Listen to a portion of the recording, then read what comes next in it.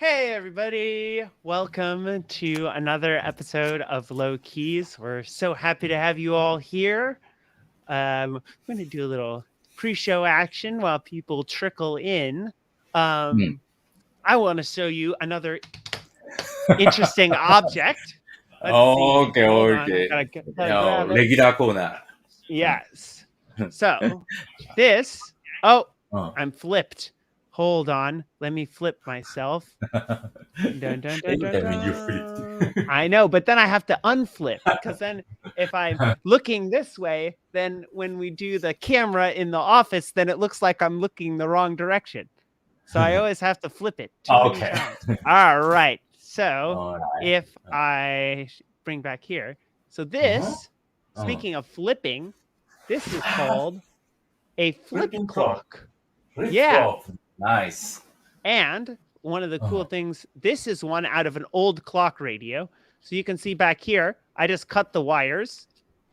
So it does not work like a clock, but I have the knobs over on this side. Let me see here. And I can just turn it myself. And so sometimes I just put any random time on here.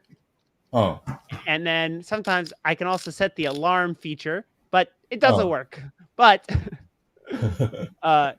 in America, flip clocks are becoming very popular again. So this is how I make my office look cool. Cool. But it doesn't work. No, it's just maybe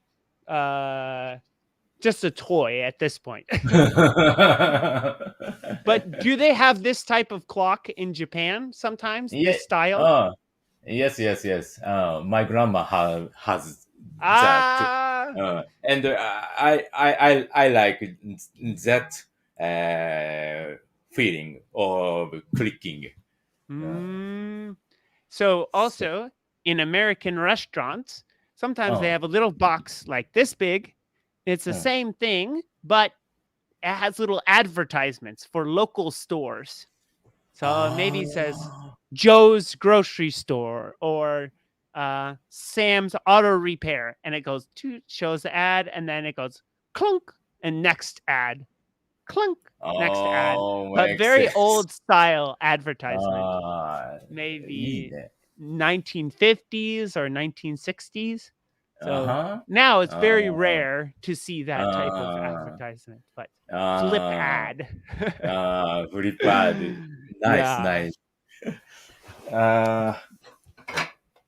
We use flip display. We need to use flip display. Switch it. So when you do new value, it has to go to get to the correct value. I see. I also love this 7-segment LED. The Night Rider. Night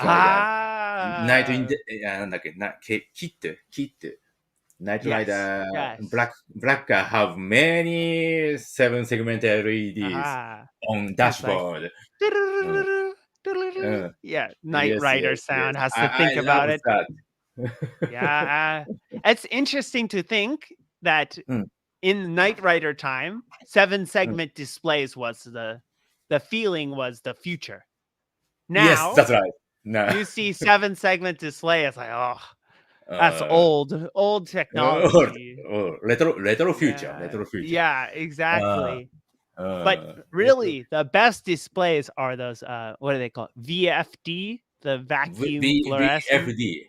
Yes. Those still look so good. So good. Maybe around the 90s. 1990s, many car have that VFD car audio. I love that. Yeah, because it can do many different colors. Yes, that's right. Here, let me share my screen. I want to show people what maybe people don't know what VFD looks like. Okay, please. So let me show really quick here. Just a Google search. So this is well. Oh no, we blew the secret. All right, well, secret.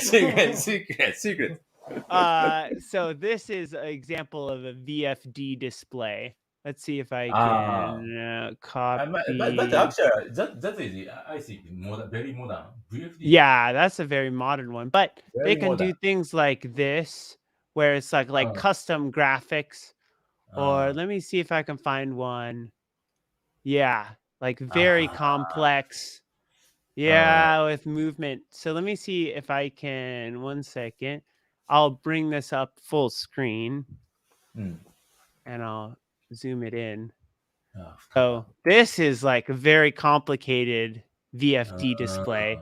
So it maybe has different colors and many different modules here. But Yeah. I don't think they make VFD displays these days, right? They just use like LCD or Yeah, maybe LCD cost is more cheap than VFD now. yeah, it has So, more color options. yes, that's right. VFD colors is limited, but it's a Yes. cool look. But I think brightness and color 輝度って彩度ってなんて言うんだろう。brightness and color is good VFD. Yeah, very I think. rich color. Yeah. Very rich. Yeah. いいな。 Well, anyway, we're getting sidetracked. We're supposed to be talking about synthesizers here. So let's run the intro and then we'll start the show. Okay. It's time for LOWKEYS.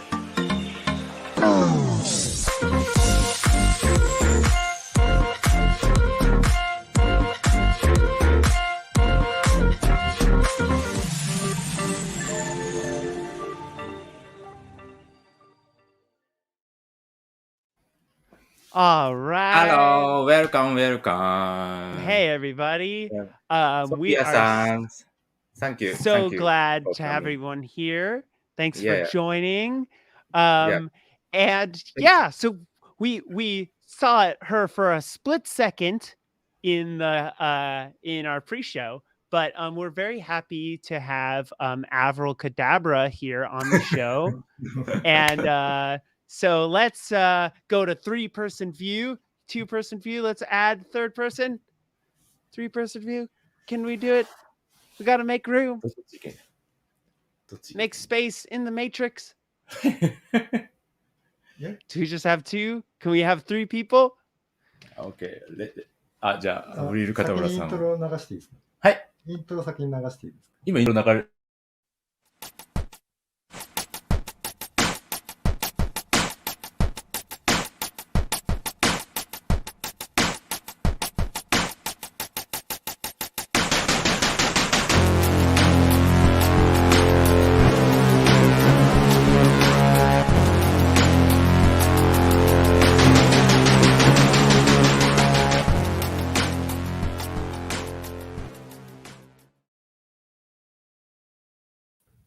Yes. Oh, super cool. Welcome. Hello, everyone. Thanks for joining us on the show. And Thank you. For folks who don't know, AVRILCADABRA is a YouTuber, and she's made lots of really sick tutorial videos on her channel. I think you were telling me on the last show, kind of the first thing that sort of introduced you and helped you gather an audience was working on the Behringer Neutron. Is that the right one? Yep, that's correct. I was looking for information on it and there were no videos online, and if I always find that, I learn how to do it myself, and then I thought, well, I'll upload the video so no one else has to have problems. Yeah, that's the thing with there's so many different synthesizers now, and it can be difficult to know where should I start to learn something, or if before I buy this synthesizer, is there any tutorial content for it? So in this case, you found that the manual by itself was not enough to really fully learn the synthesizer. What was that like when you were trying to learn all the functions without having a strong manual. Was that a fun experience, or do you feel like that experience was more frustrating? I'd say the Neutron actually has a pretty good manual, but it's very complicated synthesizer as well, and it's easier when you can hear alongside the, so you can hear it while you're doing it. Yeah. I had a fair bit of experience with synthesizers before I got the Neutron, but that was the first one I had that had like patch bays. So learning, which order the VCA and filter and all that goes in, and what can happen when you put them in the wrong order and stuff. Right. Yeah. So when you have a synthesizer that has many of those holes and you can put in the cables to create connections, at that point, normal synthesizer has those connections inside already pre-wired. So you can't accidentally, put filter before oscillator or something that doesn't work. But when you have something like the Neutron that has all those patch cables, you really have to learn what is the correct order for each module. And so that's maybe an extra challenge that a non-modular synthesizer maybe wouldn't have. Interesting. It's semi-modular, so it is pre-wired if you don't put any cables in, but it's definitely handy to know the standard layout. If you want to, so knowing the standard layout and then being able to modify that from there. Interesting. So one example was I was able to use the LFO as the oscillator and the oscillators as the LFO, and the Neutron has a digital LFO, so we were able to get a digital oscillator and get some really crazy 8-bit sounds out of it that way. Interesting. So at that point, that LFO would be maybe not affected by the key presses, but the LFO would be, dependent on the key presses. So at that point, your modulator is... The LFO and the Neutron has optional tracking, keyboard tracking, which perfectly lines up. So it actually the notes stay correct, which is interesting. Cool. Yeah, so it gave access to reverse saw, which the other oscillators don't have. And there are some strange shapes called tone mod in the Neutron oscillator that I was able to use for LFOs, which the Neutron's LFO doesn't have. So it just gave a lot more options. Yeah. I never thought of that. So like using the LFO as an audio source. Yep. Interesting. Huh. I think we earlier we did a practice show and you were explaining to me that usually before you buy a synthesizer, you read the manual first before purchasing it. I thought that was a really interesting strategy. I haven't heard of that before. When did you start doing that strategy? And is that something you've continued to do now before you make gear purchases? I have an Access Virus that I bought 20 years ago, and that had an amazing manual, like a novel, basically. And I think it actually came with an additional book all about synthesis. But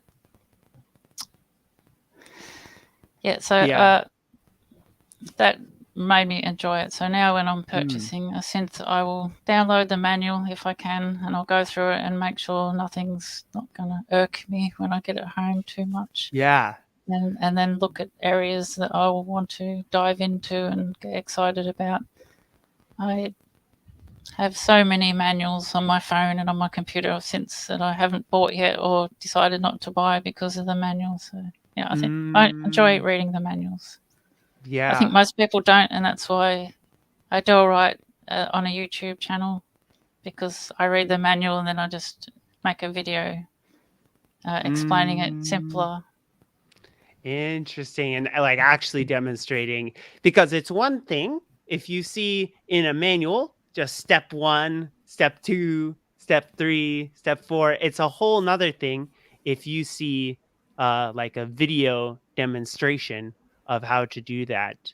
And that reminds me, Dr. Endo, you did the Endo Labo videos showing some of the features of the liven that it's in the manual, but maybe people would not think about how to do that. Like, for example, you did the video showing how to sync multi-tracker, like multi-track recorder and liven and drum machine by using the sync pulse. And for me, that connection method is I never thought of that before. Even though manual says here you can use sync pulse audio, I just didn't. I would not think of that workflow. And yeah, I think. So actually, I every time I think I want to make simple, very simple manual, but I want to that, but every time actually, for example, liven is many functions. So if we covered all functions or in manual, that means already manual have many contents. So that is not simple. So that is my 課題 my homework. Actually my homework. How do I make more simple? But so far we can't. So we can't. And Evan, you said just some tricks, MTR tricks or some another tricks. I actually want to add these tips on manual. But if I do that, manual content will be double maybe. Yeah. So sometimes I find very old synthesizer manuals, and maybe they are very thick and have like spiral bound notebook, like with the wire, and you have to open it up and it has many pages. But I think now many people learn fundamentals of synthesis through YouTube videos. So old manuals, maybe a synthesizer is to a musician who only ever played piano or played, an organ or something. So big part of the manual has to be basics of synthesis, oscillators, and envelopes. And yes. Actually, I love that style. You start from zero and work your way. I see. Yeah. I think I can't remember, but I think I've read a little bit of the Axis virus manual, and it has a very narrative style. So it's more like I'm trying to novel. remember the author. Might be Howard Scarr. Yeah. And he kind of explains, making different sounds and also thinking about how those different sounds will come together in a composition. Yeah. A lot of the old ones will say, this is how you make a trumpet or something. And I think I had a Roland SH-101 and it had how to make brass sounds. They all sounded terrible, of course. Yeah. Synthesizer brass, I think, is a challenge. I've seen one video. Oh, I think it's Dave Picaro, and he's showing how to make synth brass, and it's in the 1970s. So he has a very how do I say what this is a difficult word, but billowy has like a very loose shirt, and he is programming this big synthesizer. I think it's an Oberheim very quickly. So he's like programming this quickly and using many LFOs and envelopes to make this brass sound. And the first comment is, I'm watching a man fight with his own shirt. Because the shirt is going everywhere as he is trying to program the synthesizer. So when I watched that video, I fully understood that programming brass is difficult. It's maybe the more difficult sound to get that, because you want movement and you want lots of envelopes, and also you want some velocity action. So if you play harder, it sounds like the trumpet. But doing all those things at the same time is pretty challenging, I think. Maybe samples are better. Maybe need a Synthware clothesline. Yeah. But also, I'm curious. So because I know in your studio you have many different pieces of gear. So you have like the M8, and you have the Livens, and you have the like the Game Boy, the Game Boy based synthesizers. You have many different gear. LSDJ.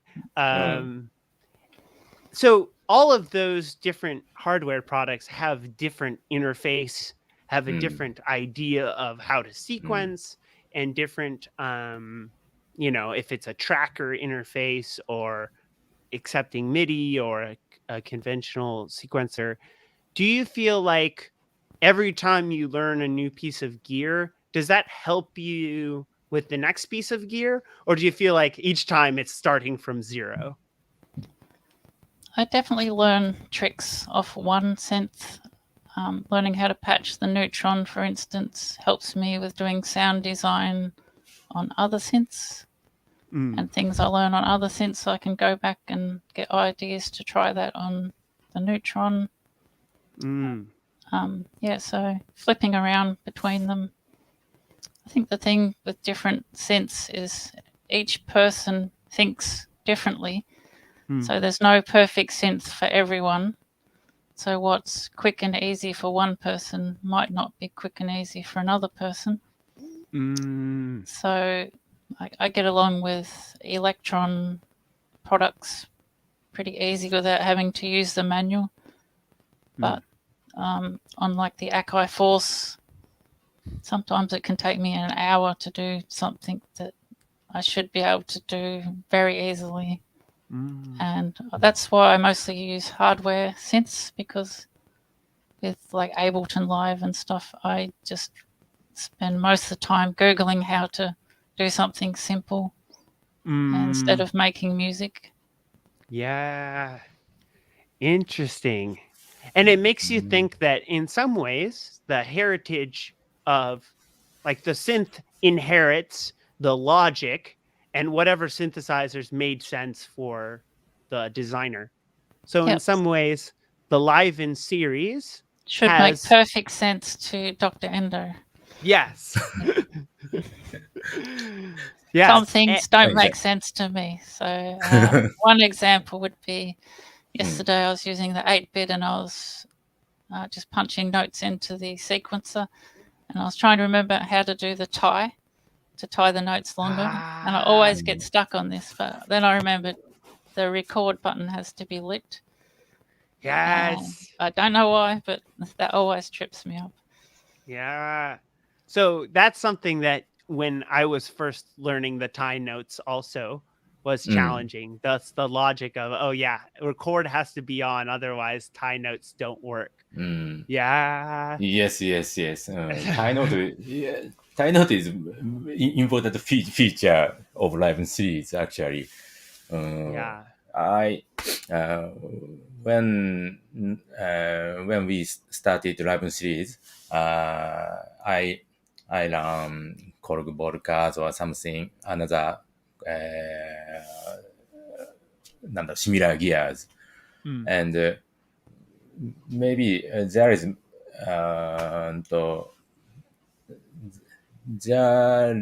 no tie notes.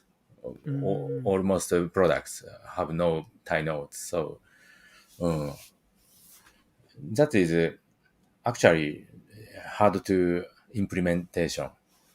Yep. Yeah. Assume the record has to be on for a reason. Yeah. Yes, that's right. So, but I also love that tie note features. Yep. Functions. So actually, I also have one question, one new question. Can I do? Yes. Can I ask? Okay. When AVRILCADABRA-san, when will you start to make new music?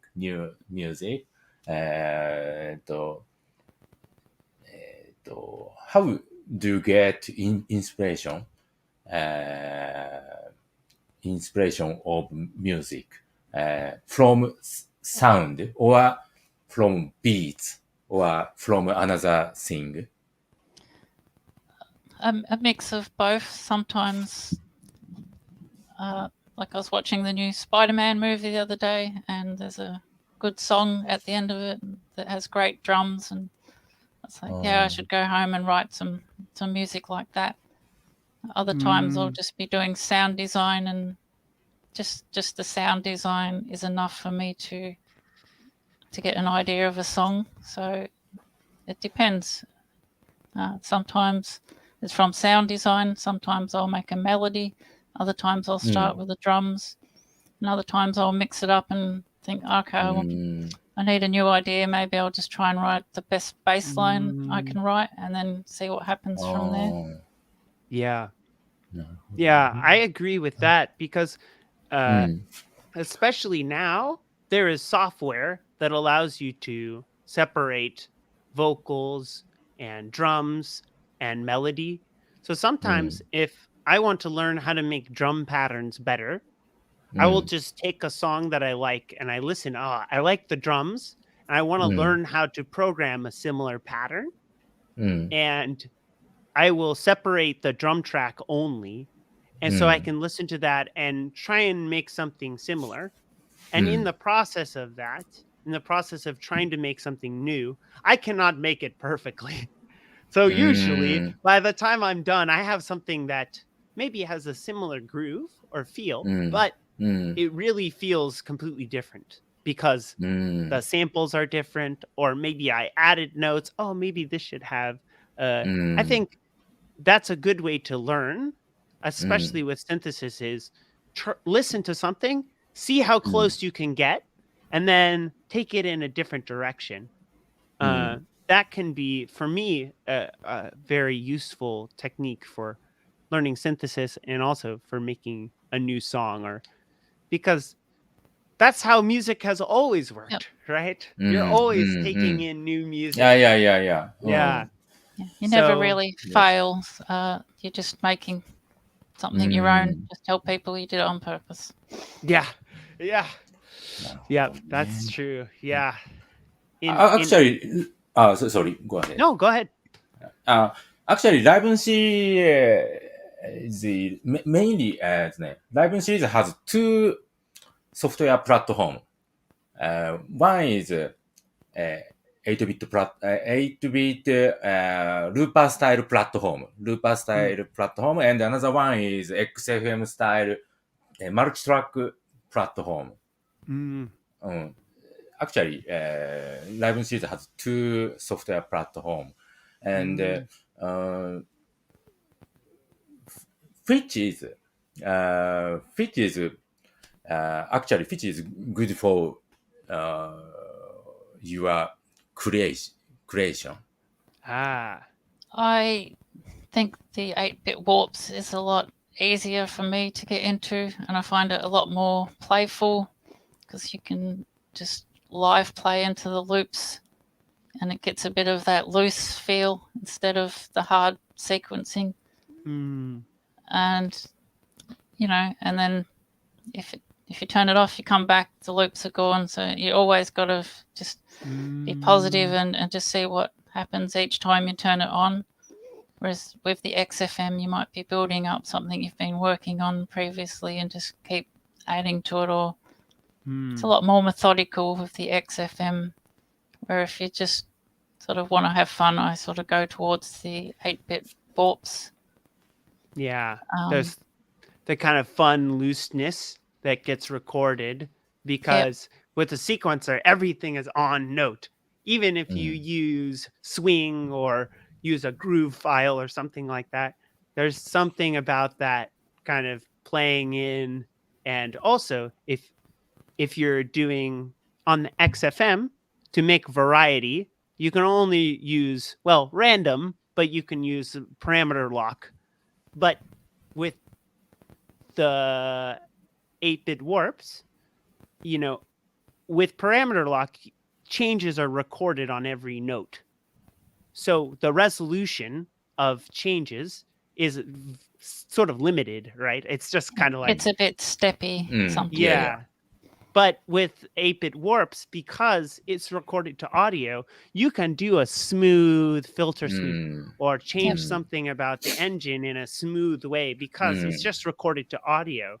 And in some ways, that allows you unlimited resolution. So good to play with the delay time and stuff like that. Yes. Yeah. So that's interesting. Yeah, so I know that from a development standpoint, making 2 platforms is probably more work for programmers. So when you were deciding to have 4-track multi-track versus one having audio recorder, how did you make that decision, Dr. Endo?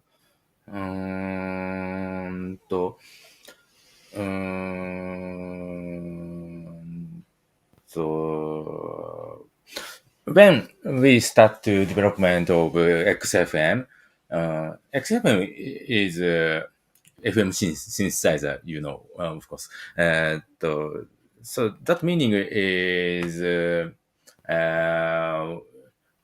we can output different sound of each 6 voices. So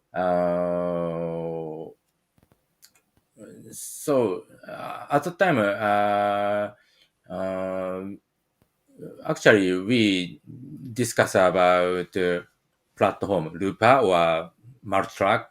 I discuss with my team and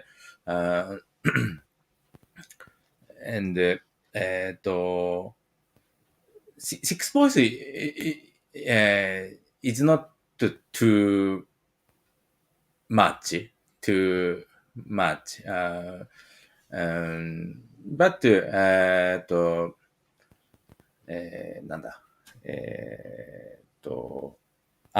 エレクトロンズデジトン Digiton is maybe 8 voice and 4 tracks. 4 or 8 tracks. So, and I also use Digiton at that time, and that gear is, I think, very work for creation. So we decide multi-track platform.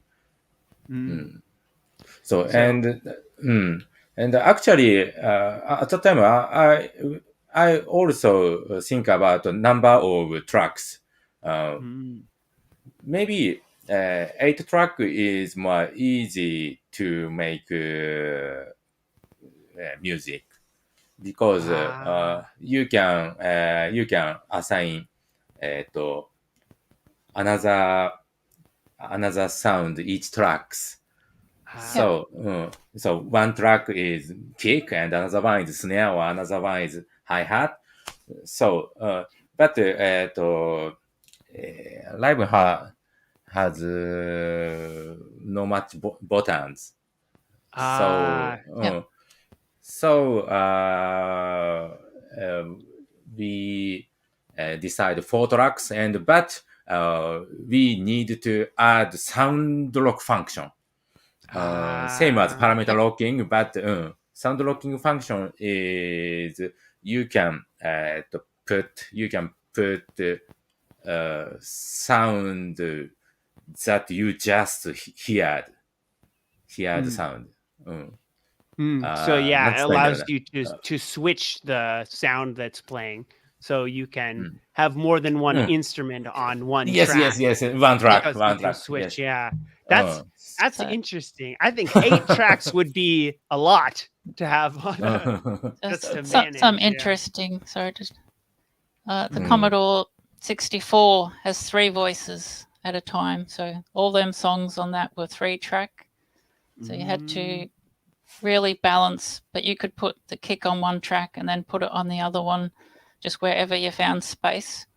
But on the Game Boy with LSDJ, 1 track is always noise, 1 is always square wave, 2 are square waves, and then 1 is a wave where you can have a sample.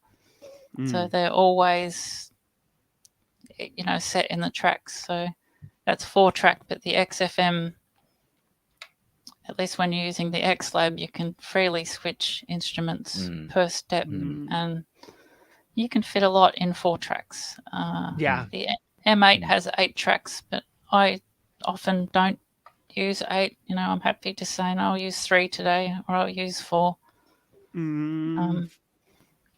Yeah, I think it's good to try and cram things in, and you'll get a different sound because notes cut off the other notes. Yeah, I think that's something I was reading. This guy was remastering Final Fantasy music.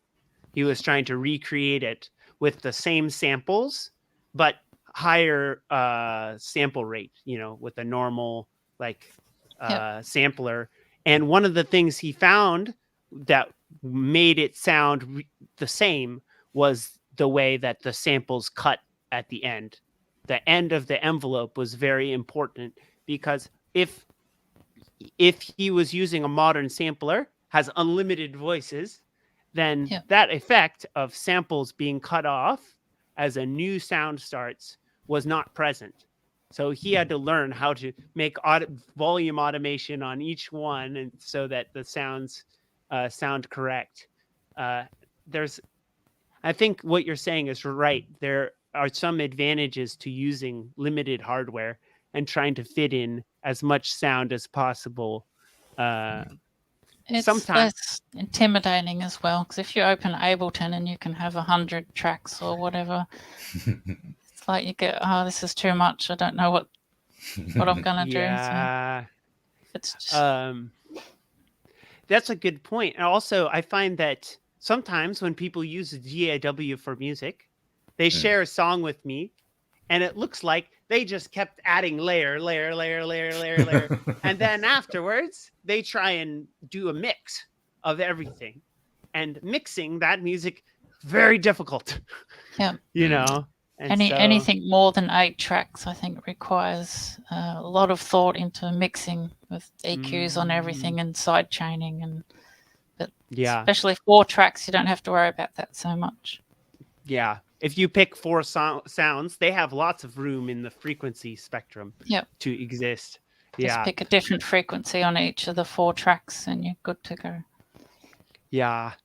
Well, we're starting to run we're already a little over time, but I definitely wanted to fit in our last question here, which was, in terms of the current livens or future livens, are there specific features that you'd like to see added or changed, or little tweaks that we could make to the gear to make it more friendly? I have a bunch. I'm sure they're probably not possible due to hardware restrictions. One would be the 4th loop track on the 8-bit warps. I would be nice if that could be internal or external. It'd be even nicer if they could all be internal or external. I'm not sure if that's possible. So We'll right go with that one now, first. 3 of the looper tracks on the 8-bit warps are internal only, and the 4th track is external only. So the question is, the request is maybe have a switch for the 4th track so it could be internal or external source, so that you could do it that way, or have switch for all 4. So all 4 could be external or internal. Yeah. Yeah, actually we can. We can we can do that. I want to say, there is no limitation of hardware. Okay. Actually, there That'd is no. be fantastic, I think, too. Then you could I- loop all external devices. That meaning you need more. You need more external tracks, right? Yeah. Or if you have a user who has only 8-bit warps, that's the Yes. only piece of gear they have, then they can have 4 internal loops, because maybe they have no I understand. external equipment, right? So that way you have 25% more looper tracks. I see. So- I see. I understand. I understand. I noted. Okay. I need to discuss that thing with my team. So what were some Okay, of the okay. other suggestions you were thinking? Yes, please. The Portamento, I think I've said this before, it resets the envelope when you use legato Portamento. I think most synthesizers don't reset the envelope, so I'm not sure if that was a bug or that's just how Dr. Endo prefers it. That was another one.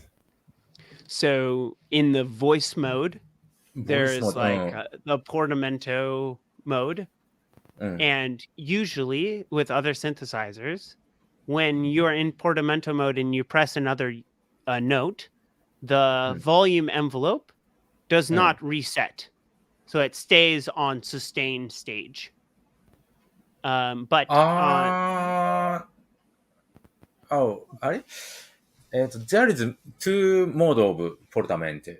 Mono mode and legato mode. yeah. I think And maybe the mono- XFM has both. So are you saying on the 8-bit warps only has one of those modes? Yeah, so if you quickly like go on, it clicks. You can hear clicks. I understand. I understand. アブリルカタブラさんの方が詳しい僕より。Maybe you know more information of live 8-bit works than me. Yes, that's right. That's right. I see. Okay, I understand. Okay, I noted. I had a good one for the XFM.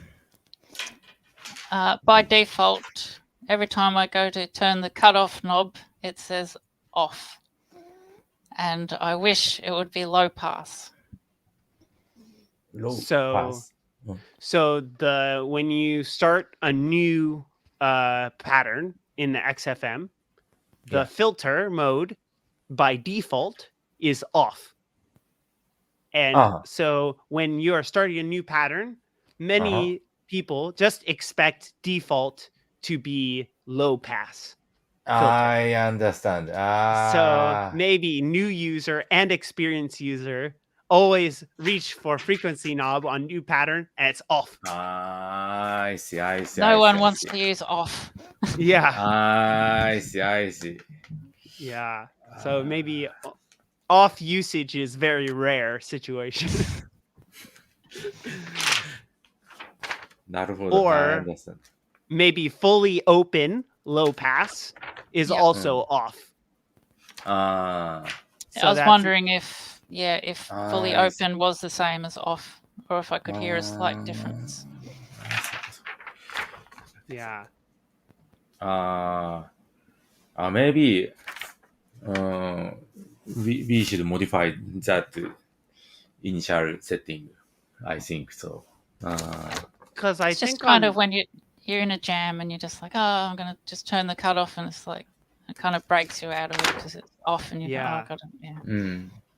I think on the 8-bit warps, when you go the initial preset, maybe it's the low pass filter is default. I think it is, yeah. Yeah. So that way it's also consistent on the 8-bit warps and the XFM. Taking notes. Yes, of course. It's what the Japanese word is shukudai, homework. Homework. I think we maybe have time for one more, and then we'll shift over to doing some of our comments over here in everyone's chats. Do you have another one you'd like to share with us? I think I've asked for the other one before. It was just that I think the 8-bit warps has a lovely reverb, and I like how you can stack the effects so you can have delay and reverb, but on the XFM you can't. But that's a hardware limitation, I understand. But actually, maybe when you receive the XFM, at the time, you check the reverb early time, maybe. So, and I actually now we are trying to reduce DSP resources, and we continue to try to try to growth up reverb quality more now. Actually. So if you're able to take the code and maybe find places where you can optimize. So yes, that's right. Then maybe the reverb model, you can use one that costs more CPU than the one currently. Interesting. Yes, that's right. And that is make more another good function. If we can successfully reduce DSP resources, we also reassign the voice processing. So that meaning is now maximum voice is 6. But if we can reduce to 25% or something, we can add one voice. That's an interesting question, right? If you had to choose between 4 voices and the nicer reverb, what would you choose? Maybe if you had a knob, you could decide yourself. I see. Because some people will think, reverb or effects is more important. Other people will think having more polyphony is more important. So I see. I understand. That meaning is you can select number of voices or reverb quality or something you can control. That is interesting idea. Yeah. Well, we have lots of talking in the chat, so I want to get to some of those comments. First, Rob G says, lower initial speed and depth for effects on the 8-bit warps. I agree with this one. The flanger on the 8-bit warps sounds crazy on default. So I think many people open up flanger, speed is high, depth is high. They go, skip, next effect. But the flanger, if you lower the speed and lower the depth, it sounds so good. It's my favorite effect in the 8-bit warps. So yes, the default, it's that I think that many people would use the flanger more. Yes, actually, we when we designed the parameter range of FX,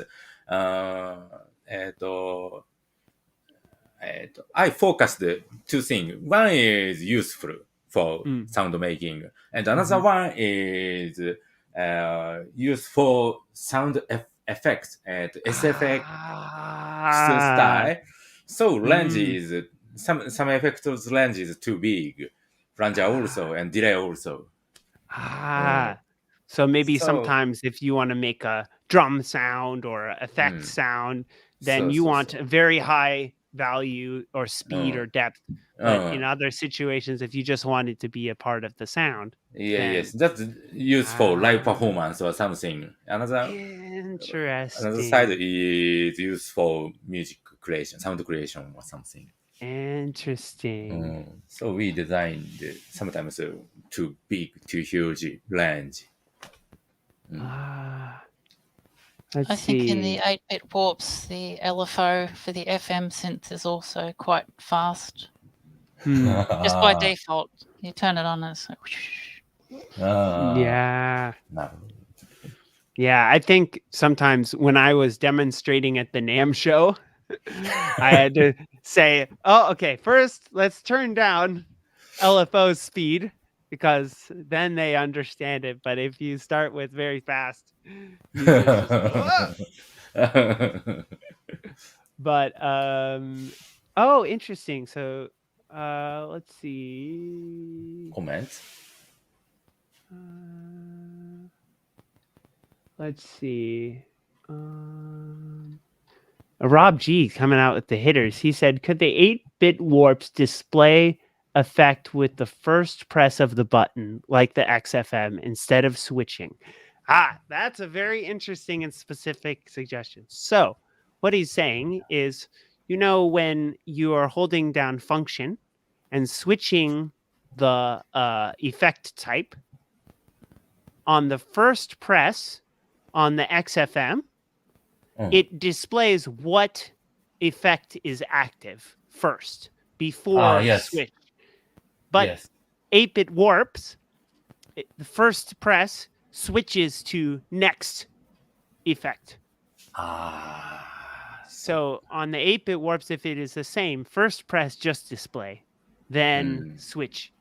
I think that's what he's saying. That's yes.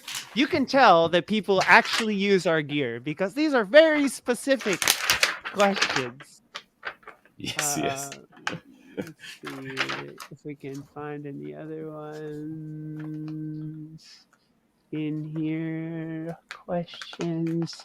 Well, if anybody has additional questions, feel free to. Maybe I missed them. Feel free to throw them in the chat one more time. It says, I want to be able to turn on the stutter for everything and always have it available every time I need it. So would that be like on the Detroit Microsound? Would that be like on the XFM? So to have stutter effect on all tracks, not just on one track. That's interesting. And have the default be have stutter on. So instead of having to go and turn on stutter, have it on by default. I think that's good because then user will immediately discover that effect just by playing with it. They will say, oh, okay, what happens if I touch this? But maybe that might interfere with some sound programming. I'm not sure. Some of sequencer, because in some situations you press a sequence button and then press a note to program it in. So maybe if that's on by default, that might cause confusion there. But someone said also Pentalogous Music is saying, similarly with the XFM, as soon as I send a track to effects, the default levels are really loud.